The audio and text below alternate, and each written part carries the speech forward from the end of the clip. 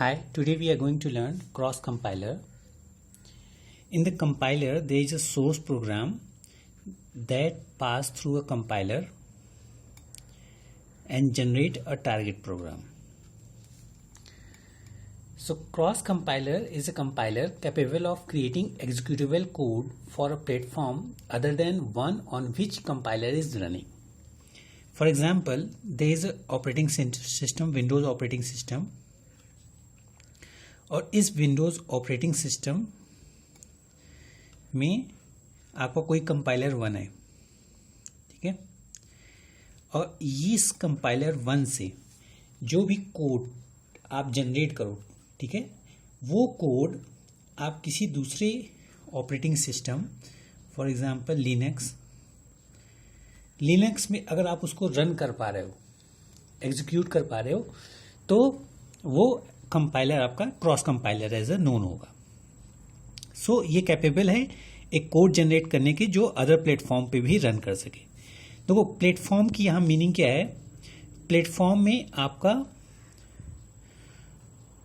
Operating system and hardware दोनों include होता है, ठीक है।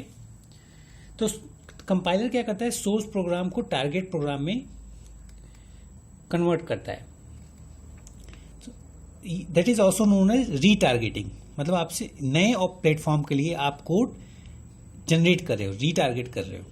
दैट इज एक अदर डिफिनेशन दी जा सकती है, creating more and more compiler for the same source language but for different machines is called retargeting, ठीक है। Cross compiler is also known as retargeting. तो retargetable compiler is also called cross compilable. So retargeting की क्या meaning है, in case आपको GCC compiler है, C language का compiler GCC है, और वो किसी ओल्ड मशीन पे रन करता था। वो मशीन आपका जैसे T800 है, 8 बिट प्रोसेसर के साथ, ठीक है। तो इस मशीन पे आप जीसीसी कंपाइलर रन कर रहे थे। कुछ दिनों बाद आपकी मशीन अपग्रेड हुई, मार्केट में एक नई मशीन आई, इंटेल की machine I, for example i3, that is 64 bit processor, ठीक है। तो ये कंपाइलर अब आप इस मशीन पे नहीं रन कर सकते, चाहे आप दोनों पे सेम ऑपरेटिंग सिस्टम इंस्टॉल करो। तो उसके लिए आपको इस कंपाइलर को अपग्रेड करना पड़ेगा, ठीक है। तो अगर आपने इसको अपग्रेड करके इस मशीन के कैपेबल बना दिया, ठीक है, तो ये as a cross compiler known होगा कि आपने जीसीसी का एक न्यू वर्जन अब नए प्रोसेसर के लिए आपने उसको कन्वर्ट कर दिया। अब सी का प्रोग्राम इस पे भी रन कर जाएगा सेम कंपाइलर पे, सेम कंपाइलर यूज करके। तो so this is known as cross compiler. तो कंपाइलर में 2 पार्ट्स होते हैं। किसी कंपाइलर को अगर हम देखें तो उसमें 2 पार्ट्स होते हैं, front end and back end,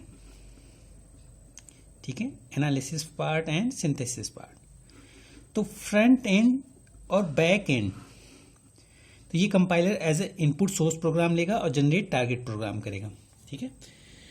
तो अगर आपने इस मशीन से एक कंपाइलर जो इस मशीन पे इंस्टॉल था, अब उसको अपग्रेड करके नए मशीन पे आप उसको रन कर पा रहे हो, सी लैंग्वेज प्रोग्राम आप यही जीसीसी i3 पे रन कर पा रहे हो, तो that is known as cross compiler. तो अब इसमें आप देखें कि आपने लैंग्वेज तो वही यूज किया, सी, इसको आप सी प्रोग्राम रन कर रहे थे, सी प्रोग्राम यहां भी रन कर रहा है। तो जब इसे अपग्रेड करना हो इस मशीन के लिए, तो सिर्फ बैक एंड चेंज होगा। क्यों?